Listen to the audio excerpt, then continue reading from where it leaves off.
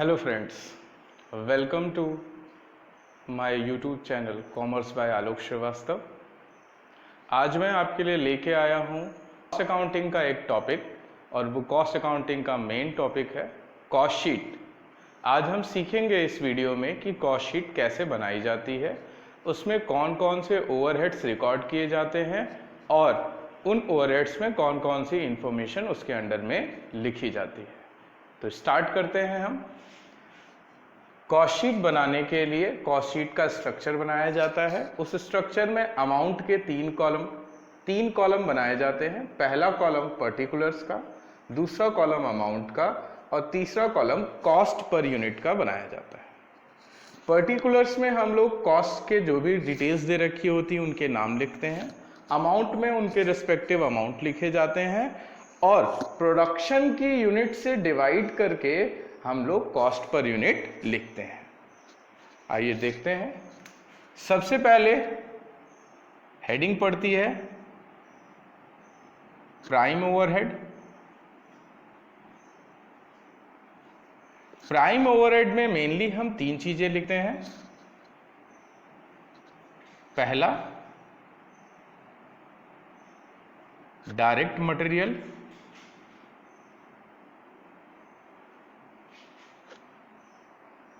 दूसरा direct labour,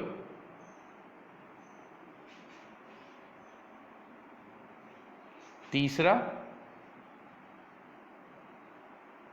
direct expenses या फिर डायरेक्ट ओवरहेड।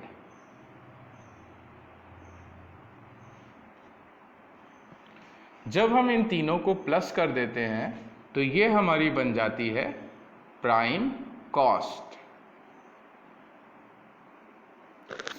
हमारी प्राइम ओवरहेड से बनती है प्राइम कॉस्ट। प्राइम कॉस्ट निकालने के बाद हम सेकेंड हेडिंग डालते हैं। सेकेंड हेडिंग हमारी है फैक्ट्री या फिर वर्क्स ओवरहेड।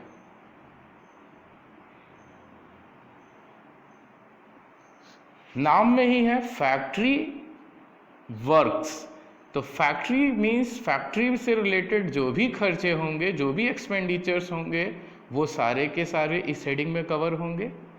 वर्क्स भी डिनोट करता है फैक्ट्री को ही, दैट मीन्स फैक्ट्री ओवरहेड बोले या वर्क्स ओवरहेड बोले, दोनों में कोई फर्क नहीं है। तो फैक्ट्री ओवरहेड के अंदर हम मेनली कौन कौन से खर्चे लिखते हैं?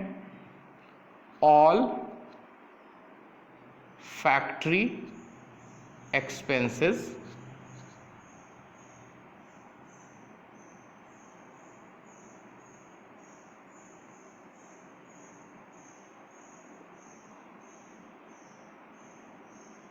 इनडायरेक्ट ओवरहेड, डेप्रीशिएशन जो फैक्ट्री से रिलेटेड हो,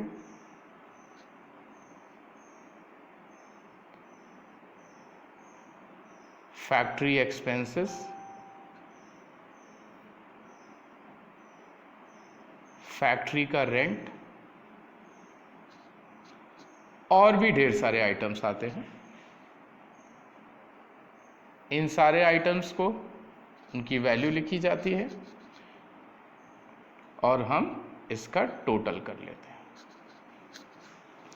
इस टोटल में हम ऐड करते हैं opening stock of work in progress WIP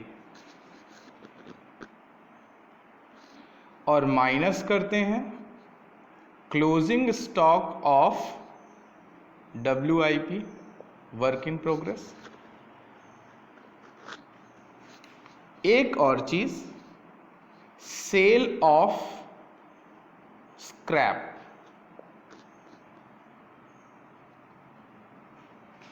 तो जब हम इतना एडजस्टमेंट कर चुके होते हैं WIP के ओपनिंग स्टॉक और क्लोजिंग स्टॉक, उसके अलावा स्क्रैप मटेरियल के सेल्स का, तो उसके बाद हमें जो अमाउंट रिसीव होता है, इस अमाउंट को हम बोलते हैं वर्क कॉस्ट या फिर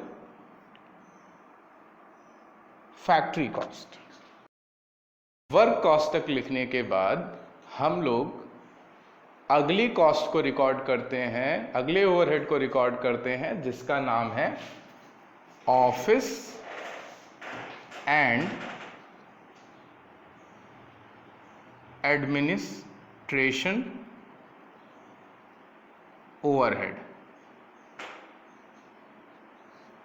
ऑफिस एंड एडमिनिस्ट्रेशन ओवरहेड में हम मेनली दो जगह के खर्चे रिकॉर्ड करते हैं।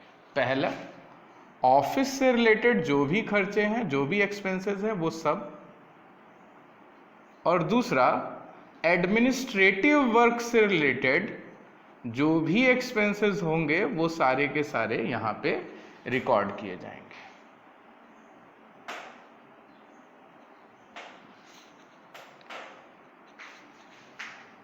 टोटल कर लेंगे।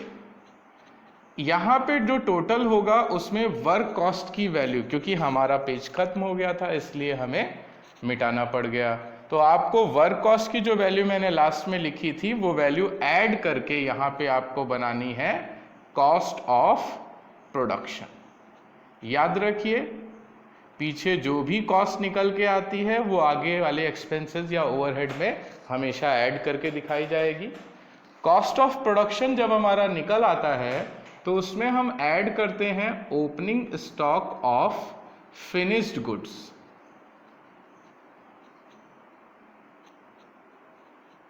और माइनस करते हैं closing stock of finished goods.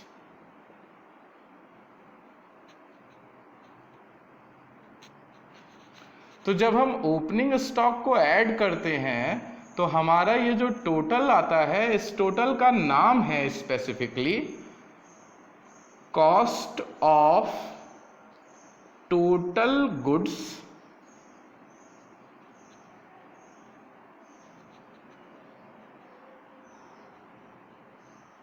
Available to sell. और जब हम closing stock of finished goods minus कर देते हैं तो ये जो निकल के आता है इसे बोलते हैं कॉस्ट ऑफ सेल्स। जब हम कॉस्ट ऑफ सेल्स के पॉइंट पे पहुंच जाते हैं तो अपनी लास्ट हेडिंग डालते हैं। हमारी लास्ट हेडिंग है सेलिंग एंड डिस्ट्रीब्यूशन ओवरहेड।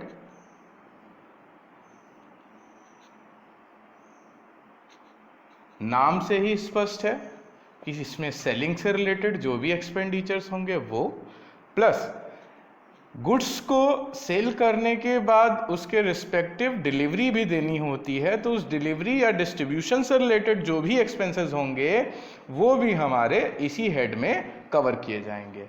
तो यहाँ पे हम लिख देते हैं मेनली दो तरह के एक्सपेंसेस। पहला सेलिंग ओवरहेड्स और दूसरा डिस्ट्रीब्यूशन ओवरहेड।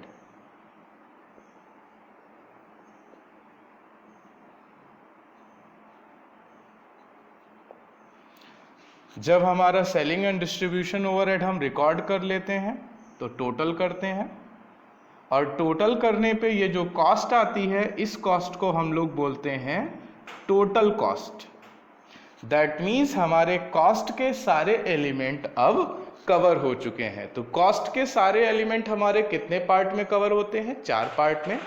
पहला पार्ट प्राइम ओवरहेड जिससे बनेगी प्राइम कॉस्ट, दूसरा फैक्ट्री ओवरहेड जिससे बनेगी फैक्ट्री कॉस्ट या फिर वर्क कॉस्ट, तीसरा ऑफिस एंड एडमिनिस्ट्रेटिव ओवरहेड जिससे हमारी बनेगी ऑफिस कॉस्ट या फिर कॉस्ट ऑफ प्रोडक्शन, और चौथा सेलिंग एंड डिस्ट्रीब्यूशन ओवरहेड जिससे हमारी बनेगी टोटल कॉस्ट।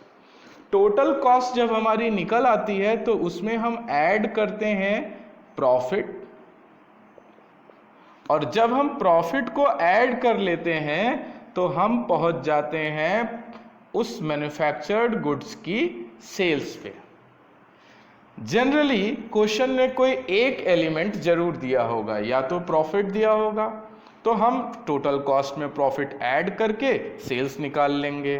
कभी कभी क्वेश्चन में प्रॉफिट के बजाय सेल्स की इंफॉर्मेशन दी होगी, तो आपको total cost plus profit sales लिखना है। सेल्स की वैल्यू लिखने के बाद उसमें से टोटल कॉस्ट माइनस कर दीजिए, आपको प्रॉफिट की वैल्यू पता लग जाएगी। ये हमारा कॉस्ट शीट का पूरा फॉर्मेट था। आपको फॉर्मेट 2 पेजेस में खाया गया है। अपनी कॉपी में नोट डाउन करते समय या इसे स्टडी करते समय बात ध्यान दीजिएगा कि पहला पार्ट जहां एंड हुआ था, दूसरा पार्ट उसी के जस्ट नीचे से कंटिन्यू करना है, ये अलग से नहीं है। इस वीडियो को बार बार देखिए, आपको कॉस्ट शीट का फॉर्मेट याद हो जाएगा। और फॉर्मेट याद होने के साथ में आपको एक छोटी सी वर्किंग भी सिखाना चाहूँगा। ये वर्किंग मैं यहाँ पे करके दिखा रहा हूँ, आप ध्यान से समझ लीजिए। जब हम डायरेक्ट मटेरियल स्टार्टिंग में निकालते हैं तो डायरेक्ट मटेरियल निकालने के लिए एक तरीका होता है, उस तरीके को समझना बहुत ज़रूरी है। तो जब हम डायरेक्ट मटेरियल निकालते हैं तो इसमें मेनली क्या होता है, opening stock of raw material plus purchases plus carriage inward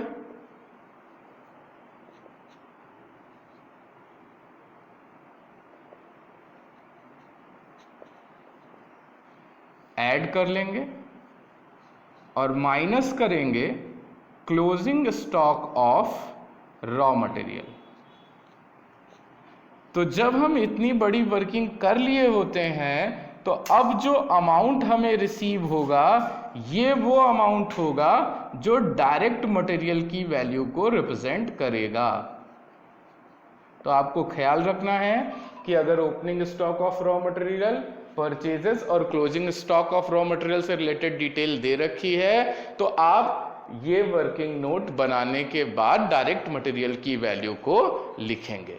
ठीक है, उम्मीद है आपको ये फॉर्मेट समझ में आया होगा और आपके लिए मैं नेक्स्ट वीडियो लेके आऊँगा जिसमें मैं आपको कॉस्ट शीट बना के दिखाऊंगा और आपको कम से कम 2 क्वेश्चन एक वीडियो में समझाऊंगा। Thank you.